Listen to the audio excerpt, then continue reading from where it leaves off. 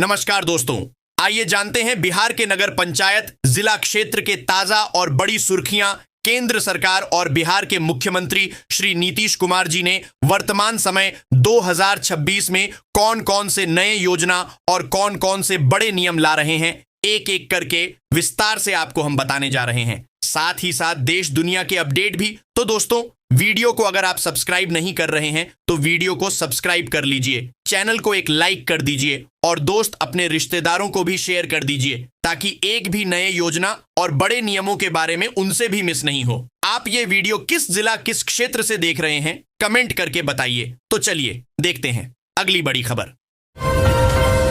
बिहार सरकार ने जननायक कर्पूरी ठाकुर सम्मान निधि योजना शुरू की है। इसके तहत किसानों को पीएम किसान के 6,000 रुपए के अतिरिक्त 3,000 रुपए सालाना मिलेंगे, जिससे कुल 9,000 रुपए प्रतिवर्ष होंगे। जहानाबाद में 41,778 किसान लाभान्वित होंगे। यह राशि सीधे बैंक खातों में डीबीटी के माध्यम से भेजी जाएगी, जिससे छोटे और सीमांत किसानों को आर्थिक मजबूती मिलेगी। फरवरी 2026 से बिहार पटना में कमर्शियल एलपीजी सिलेंडर के दाम करीब 50 रुपए तक बढ़ गए हैं, जिससे होटल रेस्तरां संचालकों पर महंगाई की मार पड़ी है। हालांकि अच्छी खबर यह है कि 14.2 किलो वाले घरेलू रसोई गैस सिलेंडर की कीमतों में कोई बदलाव नहीं किया गया है, जो उपभोक्ताओं के लिए राहत की बात है। सरकार पंचायती राज व्यवस्था में भ्रष्टाचार रोकने के लिए सख्त कदम उठा रही है। मंत्री दीपक प्रकाश ने बताया कि जल्द ही एक विशेष मॉनिटरिंग सेल बनेगा। गड़बड़ी की शिकायत पर दोषियों के खिलाफ कड़ी कार्रवाई होगी। ग्राम कचहरियों को मजबूत करने और आरटीपीएस कर्मियों के लिए बायोमेट्रिक अटेंडेंस शुरू करने पर भी जोर दिया जा रहा है। भागलपुर नगर निगम स्वच्छता सर्वेक्षण 2026 की तैयारी में जुटा है। अप्रैल में केंद्रीय टीम के आगमन से पहले शहर को स्वच्छ बनाने पर जोर है। नियमों का उल्लंघन करने पर कड़े जुर्माने का प्रावधान किया गया है।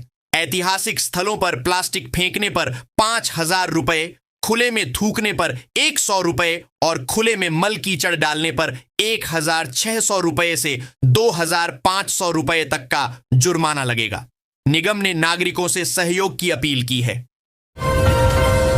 भागलपुर नगर निगम स्वच्छता के नाम पर नागरिकों पर जुर्माना लगा रहा है, जबकि खुद शहर में कचरा फैला रहा है। निगम सड़कों, नदियों और नालों में गंदगी डंप कर रहा है, जिससे प्रदूषण बढ़ रहा है। हालांकि निगम गार्बेज फ्री सिटी रेटिंग के लिए आवेदन कर रहा है और सार्वजनिक आपत्तियां व सुझाव मांग रहा है। यह पहल ठोस अपशिष्ट प्रबंधन सुधारने की दिशा में एक कदम है। बिहार में जनवरी 2026 से राशन वितरण में बड़ा बदलाव किया गया है, जिसके तहत अब प्रति व्यक्ति 5 किलो अनाज में 2 किलो गेहूं और 3 किलो चावल मिलेगा, जो पहले 1 किलो गेहूं और 4 किलो चावल था।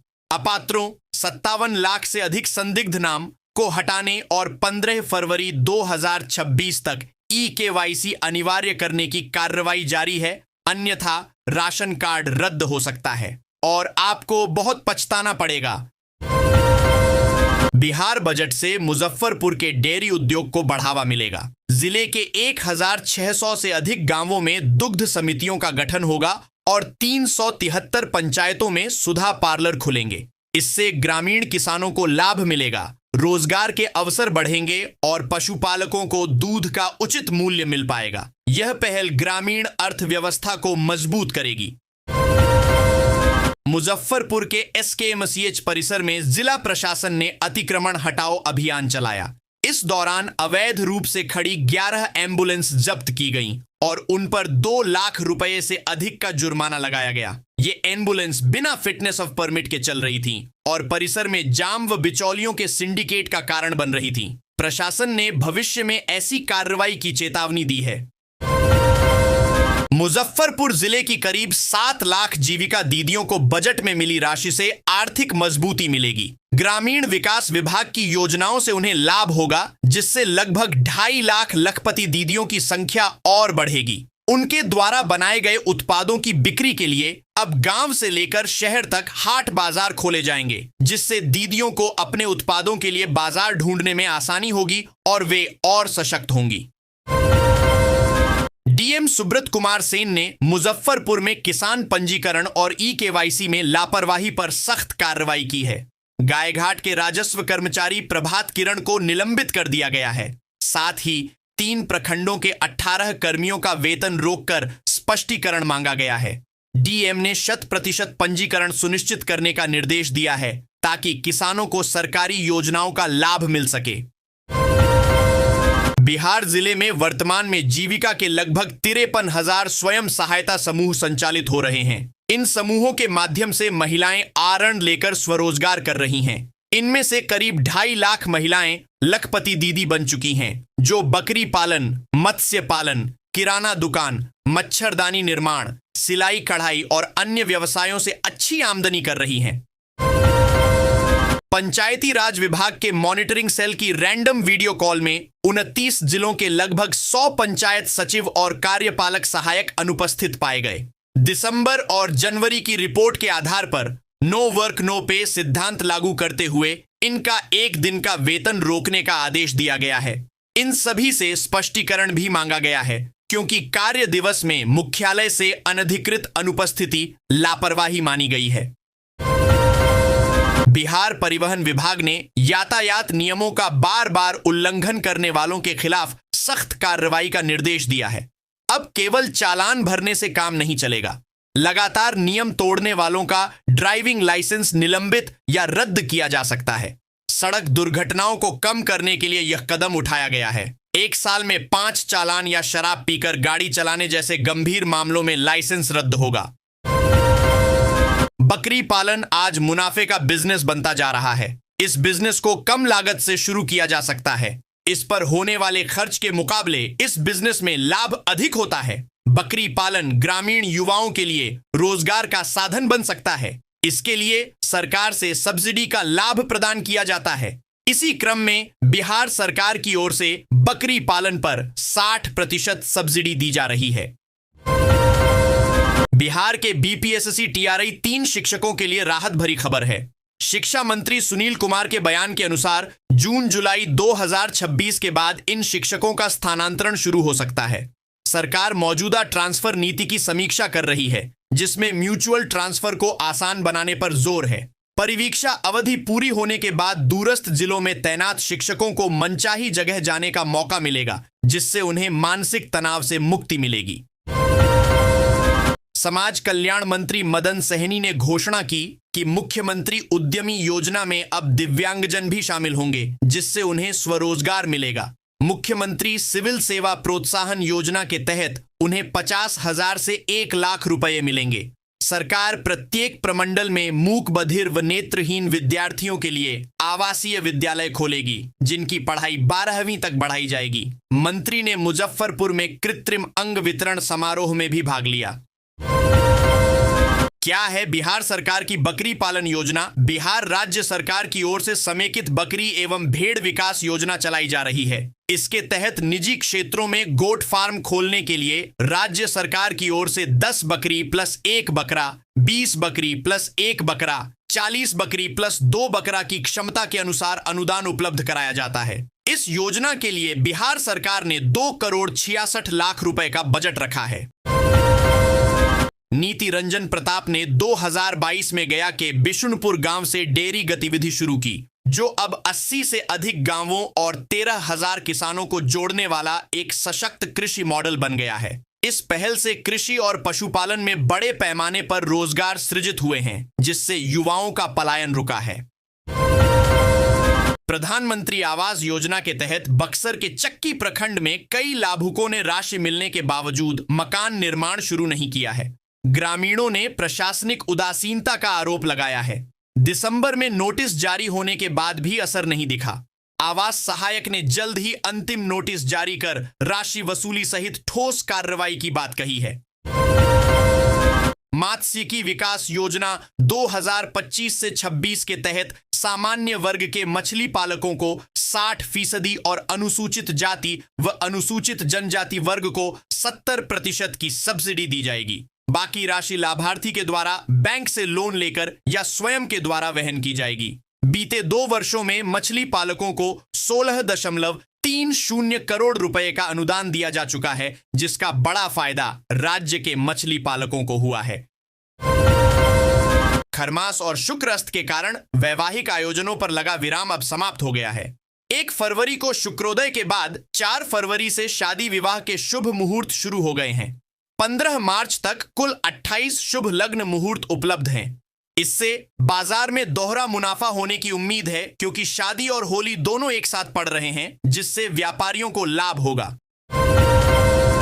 बिहार बजट में लघु जल संसाधन और जल संसाधन विभागों के प्रावधानों से अमरपुर प्रखंड के किसानों को बड़ी राहत मिली है। जल संरक्षण, सिंचाई विस्तार और बाढ़ नियंत्रण पर जोर देने से कृषि आधारित क्षेत्रों को सीधा लाभ होगा।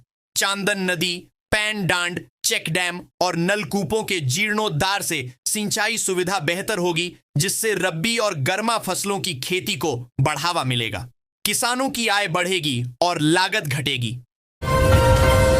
बिहार सरकार की मुख्यमंत्री महिला रोजगार योजना 2025 के तहत किराना दुकान या अन्य छोटा व्यवसाय शुरू करने के लिए पहली किश्त के रूप में महिलाओं को 10,000 रुपये की प्रारंभिक वित्तीय सहायता सीधे खाते में दी जा रही है। इसके बाद व्यवसाय की सफलता और आवश्यकता के आधार पर 2 लाख रुपए तक की अतिरिक्त सहायता प्रदान की जा सकती है। बिहार बजट 2026 से 27 जमुई के लिए बरनार जलाशय और डिजिटल तारामंडल जैसी 2 बड़ी सौगातें लेकर आया है। 2,579 करोड़ रुपए का बरनार जलाशय किसानों की दशकों पुरानी सिंचाई समस्या हल करेगा, जबकि 39 करोड़ का तारामंडल बच्चों को विज्ञान से जोड़ेगा। यह बजट महिलाओं के सशक्तिकरण और समग्र विकास पर भी केंद्रित है, जिससे जमुई में नई उम्मीदें जगी हैं।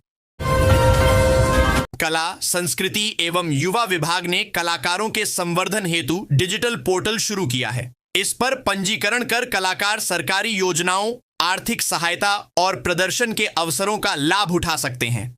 मुख्यमंत्री कलाकार पेंशन योजना के तहत 50 वर्ष से अधिक उम्र के पात्र कलाकारों को 3,000 रुपये मासिक पेंशन मिलेगी। लखीसराय में कला भवन भी बनेगा। सरकारी कार्यक्रमों में भागीदारी हेतु पंजीकरण अनिवार्य है। बिहार में फ्री सिलाई मशीन योजना के अंतर्गत सरकार टूलकिट प्रोत्साहन के रूप में महिलाओं को 15,000 रुपये की सहायता सीधे बैंक खाते में प्रदान कर रही है। साथ ही सिलाई प्रशिक्षण भी दिया जाता है और प्रतिदिन 500 रुपये भत्ता भी महिलाओं को दिया जा रहा है। इसके लिए 10 से 15 रुपये खर्च करके आवेदन कॉमन सर्विस सेंटर CSC या आधिकारिक वेबसाइट pmvishwakarma.gov.in पर जाकर ऑनलाइन कर सकते हैं। बिहार में सीधे तौर पर मच्छरदानी निर्माण योजना नाम से कोई विशिष्ट सरकारी योजना का परिणाम स्पष्ट नहीं है, लेकिन ग्रामीण महिलाओं के नेतृत्व वाले सूक्ष्म उद्यमों जैसे मच्छरदानी, अचार, पापड़, सिलाई को बढ़ावा देने के लिए बिहार लघु उद्यमी योजना के तहत आर्थिक सहायता प्रदान की जा रही है। इस योजना के तहत उद्योग विभाग द्वारा 2 लाख रुपए तक की सहायता 3 किस्तों में मिलती है, जिसे आप मच्छरदानी निर्माण इकाई शुरू करने के लिए आवेदन कर सकते हैं। मुंगेर में महत्वाकांक्षी डकरा नाला सिंचाई परियोजना का काम तेजी से चल रहा है। बाढ़ का पानी निकलने के बाद नहर निर्माण में गति आई है, जिससे किसान अगले वर्ष तक खेतों में पानी पहुंचने की उम्मीद कर रहे हैं। यह परियोजना जमालपुर, धरहरा और लखीसराय के सूर्यगढ़ा प्रखंड की हजारों हेक्टेयर भूमि को सिंचित करेगी, जिससे कृषि उत्पादकता बढ़ेगी और वर्षा पर निर्भरता कम होगी। मंत्री श्रवण कुमार ने कहा कि मुख्यमंत्री नीतीश कुमार के नेतृत्व में बिहार विकास कर रहा है। राज्य में परिवहन निगम की बस सेवाओं का विस्तार हो रहा है, जिससे 1 महीने में सभी चालू रूटों पर बसें चलेंगी। युवाओं को मुख्यमंत्री परिवहन योजना के तहत सब्सिडी और महिलाओं को स्वरोजगार के लिए आर्थिक सहायता मिल रही है। शिक्षा और सड़क जैसे बुनियादी ढांचे पर भी विशेष ध्यान दिया जा रहा है। भाकपा कार्यकर्ताओं ने भोजपुर के अजीमाबाद में बागा बालू घाट पर मजदूरी बढ़ाने और काम सुनिश्चित करने की मांग को लेकर सड़क जाम किया। यह विरोध प्रदर्शन सुबह 10:30 से शाम 4:30 तक चला, जिसमें महिलाएं भी शामिल थीं। पुलिस के बल प्रयोग के दौरान पथराव हुआ, जिसमें 2 पुलिसकर्मी घायल हो गए। माले नेता सुधीर यादव को हिरासत में लिया गया। प्रशासन के आश्वासन के बावजूद जाम नहीं हटा, जिसके बाद पुलिस ने बल प्रयोग कर रास्ता खुलवाया। सोने व चांदी की कीमतों में फिर नरमी देखी गई है। गुरुवार सुबह सोने की कीमतों में 5,020 रुपये प्रति 10 ग्राम की गिरावट आई है। वहीं चांदी का भाव भी 20,000 रुपये प्रति किलोग्राम नीचे लुढ़का है।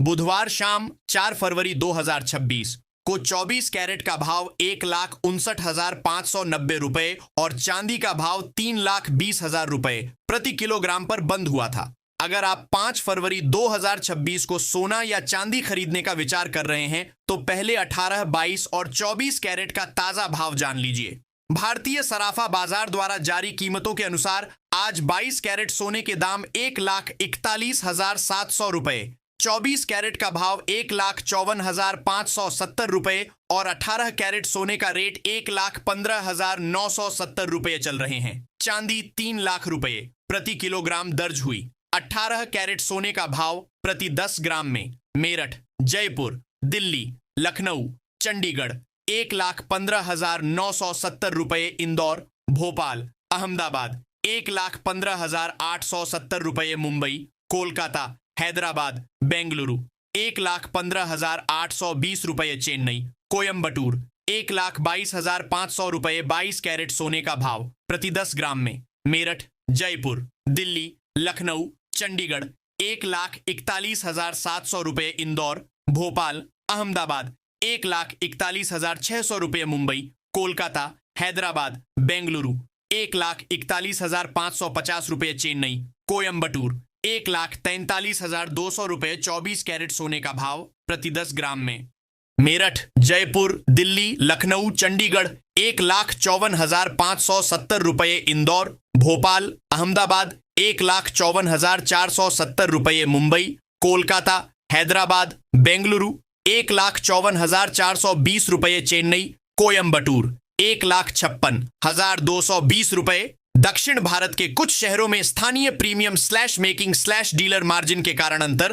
प्रमुख शहरों का चांदी का भाव 10 ग्राम 3,000 रुपये, 100 ग्राम 30,000 रुपये, 3 लाख रुपये प्रति किलोग्राम। दिल्ली, मुंबई, पुणे, नागपुर, जयपुर, लखनऊ, अहमदाबाद, कोलकाता, भोपाल और इंदौर 3 लाख रुपये प्रति किग्रा। चेन्नई, मदुरई, हैदराबाद, विजयवाड़ा, विशाखापत्तनम और केरल।